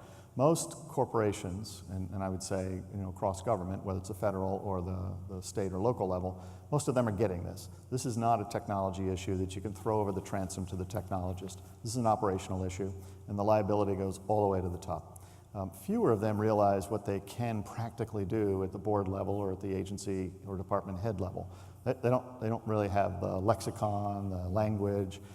Somebody from the technology side comes in and says to them, I need $10 million to do two-factor authentication so we can stop a cross-scripting attack, a cross-site scripting attack. Excellent. Everybody breaks eye contact at that point. Nobody has any idea what that conversation's all about, right? And so what's now happening in those boardrooms is that you're training the technologist to actually speak the business, right? It's like, look, here's our business aspirations. Here's what we have as our business strategy. Reach new customers, serve them in new ways, whatever that might be. And then the technologists need to translate that into, and so here's the resilience, the robustness, the things we need to defend the infrastructure that essentially makes that possible. That discussion is much richer now, but it's nascent. And it's taking some of these pratfalls. The WannaCry 2 was another big wake-up call. Petya last week, another big wake-up call. So that you now have the full attention of all of these parties. You don't yet have the rich dialogue that actually means something, that kind of can be translated into human action. It's not as rich yet, and so there's some further work to be done in that regard. Technologists need to move to the middle, the operators need to move to the middle because this is a shared problem. Changing the geography a bit, are groups like ISIS or Al-Qaeda cyber literate enough to soon be able to use cyber weapons in an apoplectic destruction attack? I think the answer is yes, but we've not seen much of it. And the question is why? So I talked at length about the threats that might be constituted to data, infrastructure, or things that depend upon that, critical infrastructure, societal, right, expectations. In the realm of, data might be stolen, data might be disrupted, data might be permanently destroyed, or infrastructure might suffer those three things. I didn't talk enough until I got to the Russian example about the idea of proselytization, about the messaging, about the information war. I would say that Al-Qaeda, ISIS, ISIL, they're pretty good at that. And they therefore have spent most of their precious time, and they only have so many hours in the day when they can conduct their murder and mayhem. They've spent most of it on that. And they've achieved great effect from that. Just look at their ability to recruit at a distance people they never meet by using the precious time and talent they have on creating the slick propaganda, on essentially reaching out and cultivating across that network. So in a world of choices, for their purposes, they've made a high-value choice. They've not then engaged in trying to disrupt or destroy or to conduct surveillance. Those things aren't as interesting, they're not as impactful for them as the primary purpose that they've used that for. So I think that explains it. Could they? Absolutely.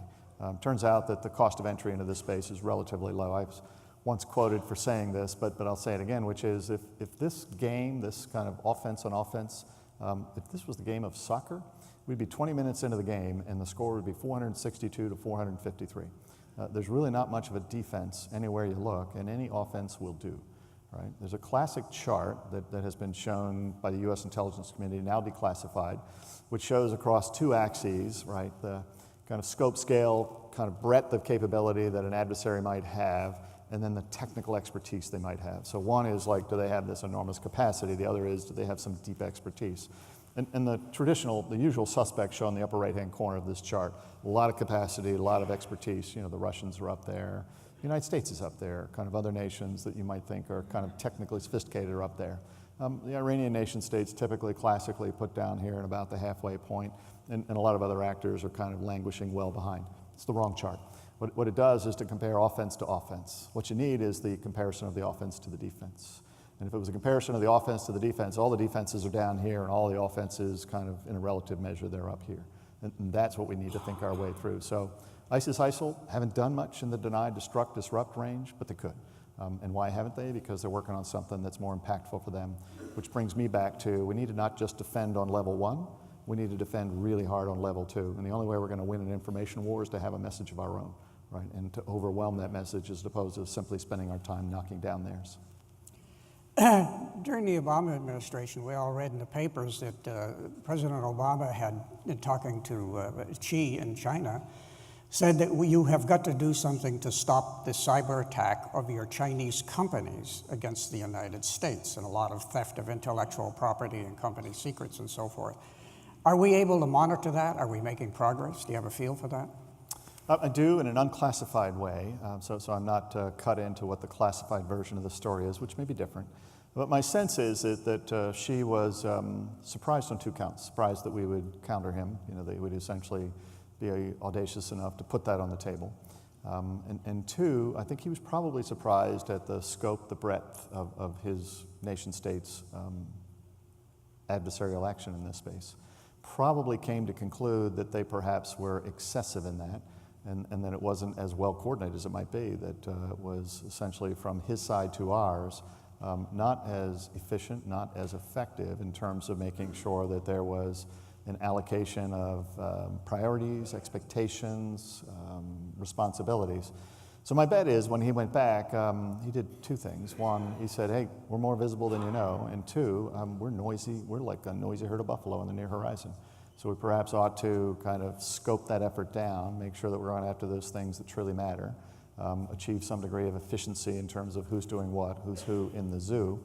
But we gave him an out, which was that we said in that discussion, it is okay, it's expected that one nation will spy on another for national security purposes. It is not okay for a nation to spy on another to aid and abet, to enrich, right, its private sector, right? So, our own pitch in that regard is that the United States will try to do surveillance, steal the secrets of adversary nations to keep our nation and allies safe. We will not steal secrets from other people to enrich our private sector. We just don't do that. We'll create a level playing field, but we won't give those secrets to Boeing or General Electric or others to aid and abet them. Imagine if you're Xi and you hear that message. It's like, it's okay for national security, but not to enrich the private sector. The notion of a private sector in China is fundamentally different than the notion of a private sector here. Many of those entities are part of the national enterprise, part of the national security. So it's a pretty large get-out-of-jail-free card. Right? And so my bet is that the Chinese are better behaved. They're perhaps toning down, tamping down, right, that massive theft of intellectual property. It's still going on. It probably still crosses a line that we're uncomfortable with because the nature of their enterprise, their society is fundamentally different. And I offer just this one, perhaps a mean-spirited comment, not for anyone, but for us to think about. Might be that they've stolen everything worth stealing. And what they want to do now is to essentially, on that level playing field, try to figure out how do they achieve a degree of innovation going forward. And we would be arrogant to think that any nation state, let alone the Chinese nation state, can't go stride for stride with us in terms of innovating on that flat field, on that common platform. And so we better make sure that we're confident in our own ability to innovate as much as we're perhaps confident in somebody else's inability to do that. Let's move one country next door, North Korea. Could we shut down the entire North Korean cyber infrastructure, missiles, electronic systems, centrifuges?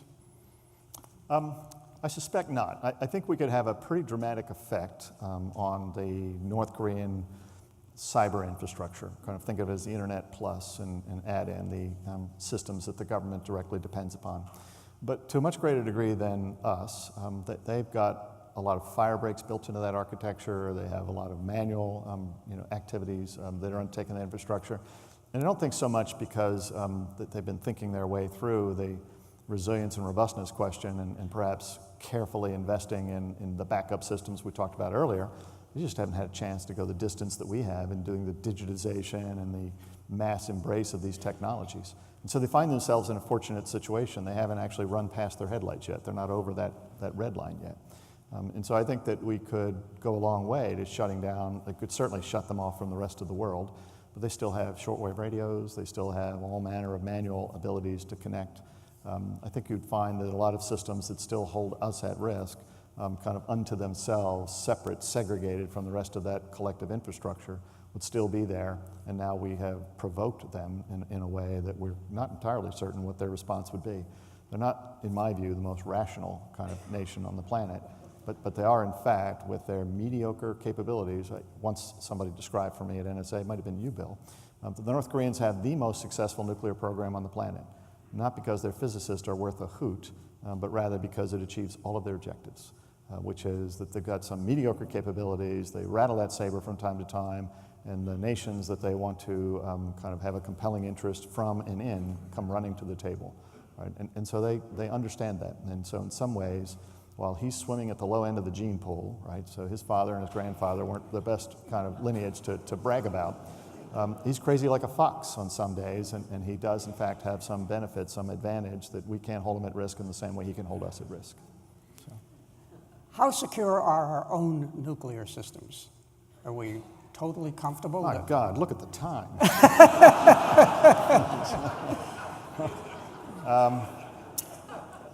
I don't know. I would say that I'm not paid to answer that question. I therefore could only surmise that has to be one of the most important obligations that this nation enjoys, vested in the military, of course, and a large degree of private sector support. But we should not assume, right, that those, based upon the techniques of the 50s, the 60s, and the 70s, are equally resilient and robust in this day and age. And so we should work that really, really hard. I just don't know. So.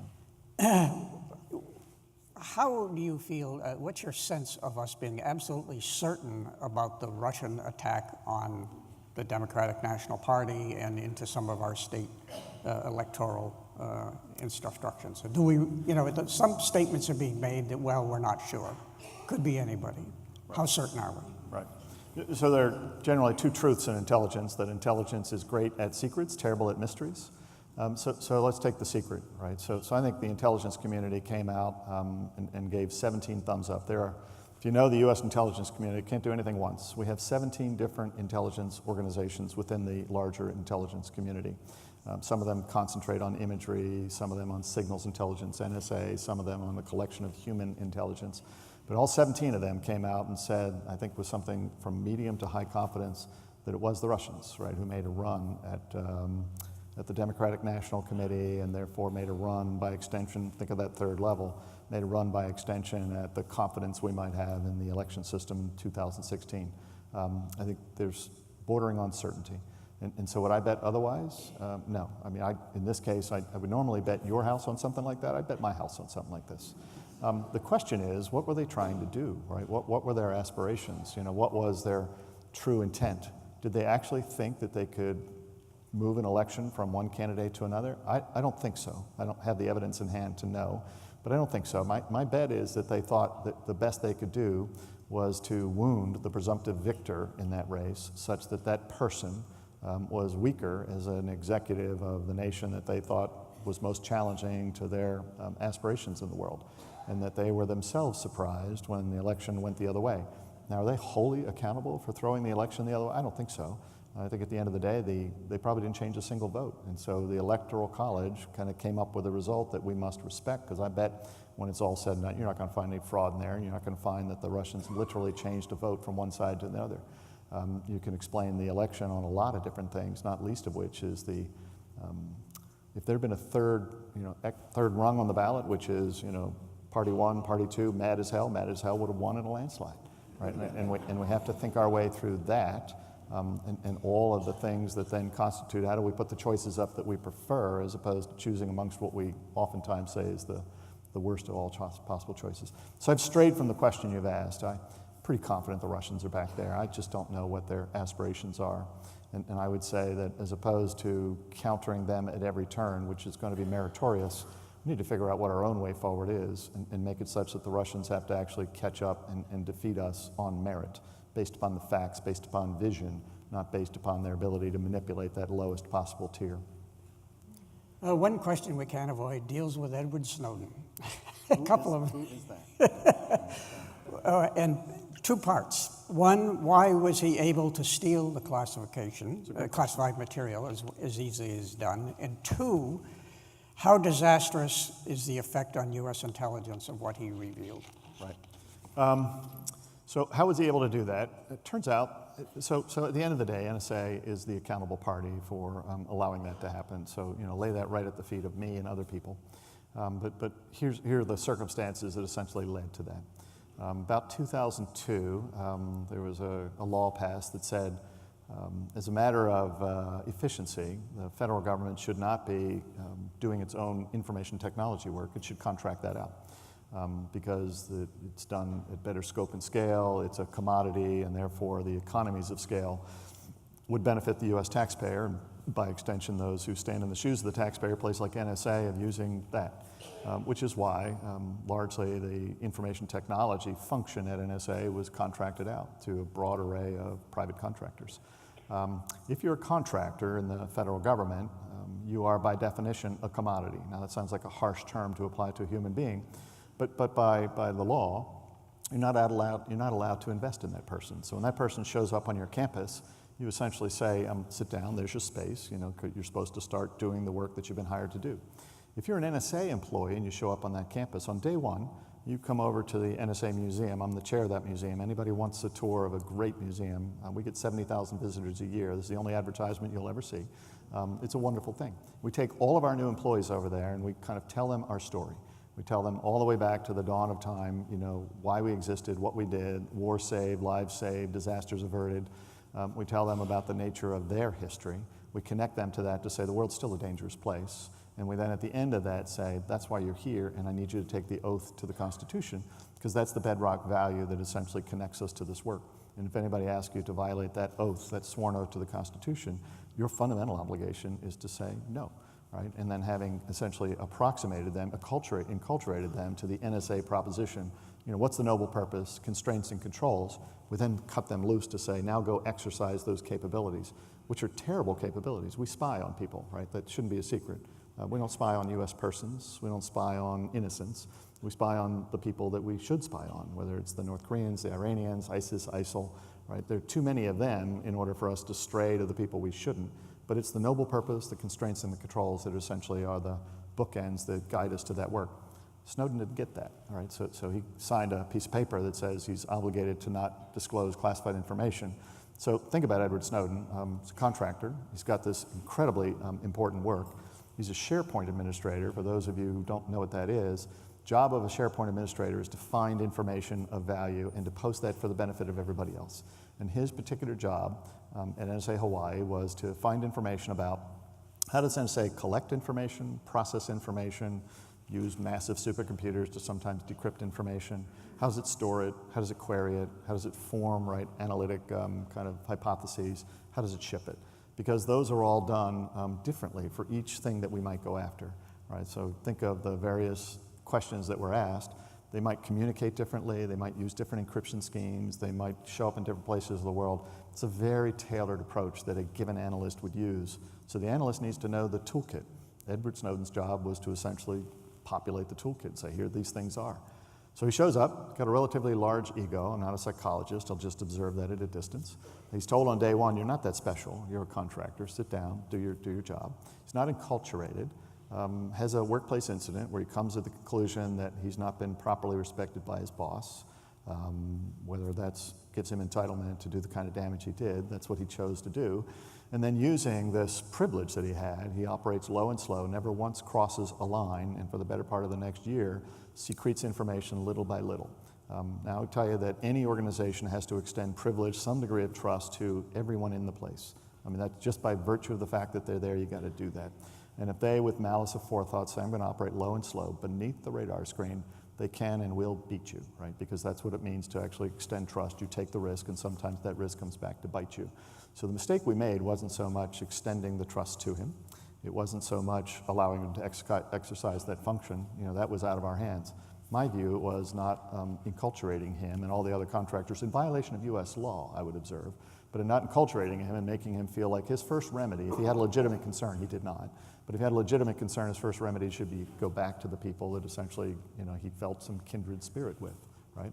Now, as to the nature of the damage he did, it was severe, enormous, right? We lost as many as what are called targets. So think of if NSA is asked a question about rogue country X, that's a target, right? If they're asked a question about transnational entity, organized crime, or illicit transfer of cargo, that's a target. We lost access to upwards of 1,000 of those for a period of time. But I would tell you that we're not doing the work the same way we did it in 1942 in the year 2017. So there's a natural progression, right? Technology changes, operational practice changes, the mistakes, the hubris, the arrogance of our adversaries changes, and so there's a natural progression. And my bet is, without having direct access to that, that we're back in the right place. We're doing, the work that we should be doing, helping to keep a nation safe, coalitions safe again. But the damage that he's done that lasts is the scar tissue between possibly the American public and the National Security Agency, certainly between the legislative and the executive branches, and mostly based on allegations, not revelations. The vast majority of what Edward Snowden claimed, because he only saw this at a distance, he was not actually doing operations, he could only observe what the mechanics of those operations were, the vast majority of what he claimed simply wasn't true. The idea that an analyst could target the President of the United States from his or her desk, it's nonsense, not just on a cultural level, but in terms of the mechanics of how that would be done. It's just impossible to do, and so on and so forth. And so we've spent a lot of time chasing those allegations. There was some heartbreak at NSA. They weren't so much shocked and dismayed as they were heartbroken that somebody might accuse them of that, and that they might be found to be suspect of that by the likes of the New York Times, the Washington Post, and even the Congress. And that was hard to earn back. And my bet is, at this moment when we need that kind of collaboration between an NSA or a CIA, or for that matter, the federal government, and the private sector that it would serve, right, that scar tissue is not serving us very well. So I have no other opinions on the matter. Could you just briefly describe the measures taken within NSA to protect the privacy of the U.S. citizens relative to their communications? Yeah, so can I actually use, by way of example, the much maligned 215 telephone metadata program? So that program, as you might have recalled, about June 5th, 2013, Guardian newspaper released something called the secondary order. It was an order from the court to a particular telecommunications provider saying, release to NSA all of the telecommunications metadata meeting the following criteria into, across, and out of the United States. It's the secondary order. The reason it was the secondary order is it was this capability in the middle of that bookend kind of theory that I gave you earlier. The primary order, which you didn't choose to release, the primary order described what's the noble purpose for which you might have that data, and what are the constraints and controls, right, that you would be honor-bound to respect if you had that data. Only kind of after you kind of get the first two of those bookends, can you possibly understand what the middle of that is. But he didn't release that. So here are the bookends. The bookends, in my view, were designed more to defend privacy than they were to pursue collective security. So why do you have a telephone metadata database? Turns out that the 911 Commission took NSA, some others, but NSA to task for failing to connect the dots, right? So you all remember that turn of phrase. And that was correct. We did not connect at least one dot that comes to mind, possibly some others. There was a member of the terrorist conspiracy, the Al-Qaeda conspiracy, who was in Sana'a, Yemen, who was communicating with one of the 19 terrorists in San Diego, California. And NSA only got half of that conversation. The reason it's some technical kind of issues associated with that. It turns out communications in the world typically are routed, the outbound goes one way, the inbound goes another way. The control that says what either party's kind of identifying information is, that's on a third link. It's very complicated stuff, but in many cases, NSA gets one of those three parts. So we can hear a person that we have legitimate interest in Sana'a, Yemen, communicate to somebody who we can't hear the response from that person. We just know that this person's talking about a conspiracy against U.S. interest. The word San Diego never comes up. The word American plot never comes up. We're thinking through the cold disaster, the bombing of 2000. We're thinking this is likely to take place in and around the Middle East, and so that's a consideration of ours. If we'd only known that the other side of this conversation was San Diego, it would have tripped a whole set of investigations and perhaps some intrusive work in the United States. Why don't you do that? Because you don't want to intrude upon the privacy of U.S. persons. So the remedy for that after 9/11 was we need to have a way that if we suspect this person's engaged in a plot against the United States, to check to see if there's another end of that is in the United States. The only way we could come up with, and I would tell you to this day, the only sure way that you can come up with is to have a database that essentially has the two ends, right, the kind of either end of that, to say this thing connected with this thing. And the minimum set of data necessary is the number on either side, the time that took place, and the duration of the call. Duration's important. If it's less than 6 seconds, it's not a call. It's probably a failed call, right? If it's more than 6 seconds, that matters. If it's more than 2 minutes, it's probably a collaboration of some sort. So the time of it matters, and the time of the actual call you need so that you understand something about how would I pursue this. There's no identity information, there's no geolocation information, there's no content information in the database. Why? In deference to the privacy of US persons, because this is a pretty intrusive database. So how's it work? Right, I've told you the noble purpose. The constraints and controls are you can only check that database. This is well before Snowden came out. You only check it if you have a reasonable suspicion that this person that you're interested in is engaged in a plot against the United States. And to do that, you have to show that they're affiliated with one of 3 different terrorist organizations, Al-Qaeda, Hezbollah, and a nation state known to sponsor terrorism that I can't mention now because that's still classified, but think about what they might do to the US financial infrastructure. Right? So if it's one of those 3, right, then you can query this database in a reasonable suspicion that this person has crossed the seam. And when you query the database, you're constrained not just for those circumstances, but you're constrained in terms of how far you can go across that database. So in all of 2012, we queried that database 288 times, the year before Edward Snowden came out. And I can tell you I can remember every one of those, because in every one of those, we had 13 hits, 13 positive hits. Every one of those I had to go kind of call my counterpart at the FBI, because we were turning this over, the crossing of the seam over. And I would always say, we had a hit. He would always say, great, what was the number that was called? I'd give that. He'd say, where is that number? I'd say, I have no idea. He'd say, what did they talk about? I have no idea. He said, where is this person? I have no idea. Because those were features, right? That was essentially defense of US privacy. What I was giving that person was essentially the smoke detector saying, there's a fire in the house, right? And while most of you have smoke detectors and you've never had to use those things, you still have them in your house because it detects the crossing of a really important seam. There are particulates in the air that give you cause to believe that there's something in a house you need to go find. And in deference to US person privacy, right, we put all those constraints and controls on it. So those 13 times when we did have a hit, in one of those we found that there was a material plot that was already under investigation. It increased the resources given to that, and it was caught just at the time that person got to Times Square and was about to do murder and mayhem. Can I prove that the telephone metadata was in fact the thing that kind of turned the trick? I can't. And in the other 12, it applied enough time and attention to it to say that we've convinced ourselves that nothing there. But the 275 times when it came up with nothing, we actually freed up FBI resources to say you should spend your time on something else. There's no American connection to this plot. Actually preserved a further intrusion from taking place into US person communications and saved precious resources to spend on what they will. I would tell you that every program at NSA works almost exactly the same. There's always got to be a noble purpose. The 10th Amendment says the federal government can't do what it's not explicitly authorized to do. There are constraints and controls, and then and only then can you unleash this terrible capability of surveillance. And I say that with all the kind of honesty in my heart, that surveillance can, if abused, be a terrible thing. And so we have to constrain it to this middle place between those 2 bookends. I'm going to check my time here a bit. Okay, one last question. Is an international cyber agreement possible? Between what parties? All. Government and private. Yeah, no more than an international agreement is possible on anything that you could pick. But is international the way to go? Absolutely.